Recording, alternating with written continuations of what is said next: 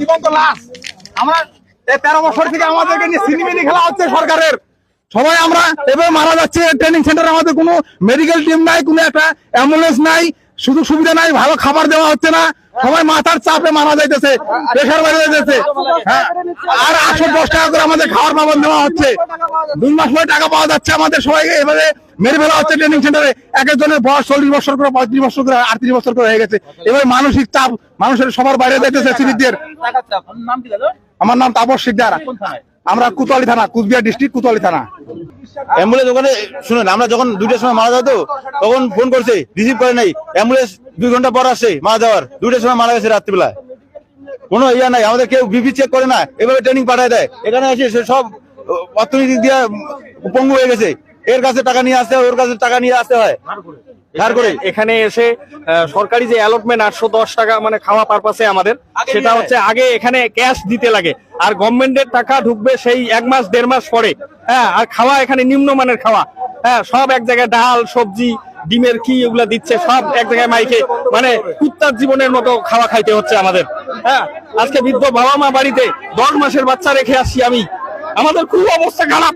হ্যাঁ, আমাদের সব গভর্নমেন্ট দেখতেছি না, আমাদের খুবই অবস্থা খারাপ। দিন দিন অবস্থা আমাদের শেষ হয়ে যাচ্ছে, মানসিক চাপ। হ্যাঁ, আমার নাম নীলকমল বসাক, ময়নাগুড়ি। ঘুম থেকে উঠে আমরা যাব পিটির জন্য যাব আমরা। তখন আমরা যাচ্ছিলাম, তখন দেখি হঠাৎ দেখি রুমে চিল্লাচিল্লি হচ্ছে। তো তারপরে সবাই ওখানে যা দেখি যে 10 নম্বর রুমে একটা আমাদের সিভিক ভাই বন্ধু মাথাভাঙা থানার, সে পরলোক গমন করেছে। তারপরে আমরা তার জন্য সবাই ছুটে ওখানে আসি। আসার পরে এখন দেখি যে সত্যি আর উনি আর বেঁচে নেই। আর এখানে মেডিকেলের কোনো টিম নেই, একটা গাড়ি নেই।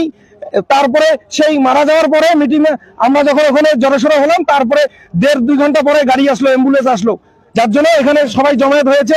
আর এত অল্প টাকায় সিভিকরা কিভাবে চলবে, তাদের সংসার চালাবে? মাত্র তারা 10,000 টাকা পায়, শুধু 1,000 টাকা তাদের বাড়িয়েছে। এই যে অর্থ বাজেট হয়েছে এই কয়েকদিন হলো, 5 তারিখে আমাদের জন্য 1,000 টাকা বাজেটে 1,000 টাকা উনি বাড়িয়েছে। তাহলে 1,000 টাকায় আমরা কিভাবে চলবো? ফ্যামিলি কি খাবে, আমরা কি খাবো? 1,000 টাকায় চলা যাবে? মাত্র এখন 10,000 আগে পেতাম, এখন আমরা 1,000 টাকা পাচ্ছি, পাই নাই। তবে এপ্রিল কবে থেকে দেবে? এপ্রিল থেকে আমাদের কার্যকর হবে 1,000 টাকা। তাহলে 11,000 টাকা দিয়ে আমরা কিভাবে চলবো? আমাদের সংসার কিভাবে চলবে? আর বাড়িতে আমাদের মা বাবা আছে, ঘর সংসার আছে, ফেলে ধুয়ে আমরা এখানে আসি ট্রেনিং এ। তারপরে আসে আমাদের নানান কাজের মধ্যে এখানে মানসিক চিন্তা ভাবনা নিয়ে আসতে হয়। বাড়িতে কিভাবে চলবে, এখানে আমরা কিভাবে চলবো? যার জন্য আজকে এমন পরিস্থিতির টানাবানায় আমরা এখানে এসে পড়ে আছি। মানসিক চাপ, টাকার আজকে ছেলেটা মারা গেল কেন? মানসিক চাপ, টাকার টেনশন। একদিন পর একদিন নাইট ডিউটি, এই মানসিক চাপ, রেলো ডিউটি কি করবে এই টাকায়? সামান্য টাকায়। তার নাম কি? কি নাম আছে? পঙ্কজ বর্মন, মাথাভাঙা থানা। আমার নাম নিরঞ্জন সোম, দিনাটা বিএস।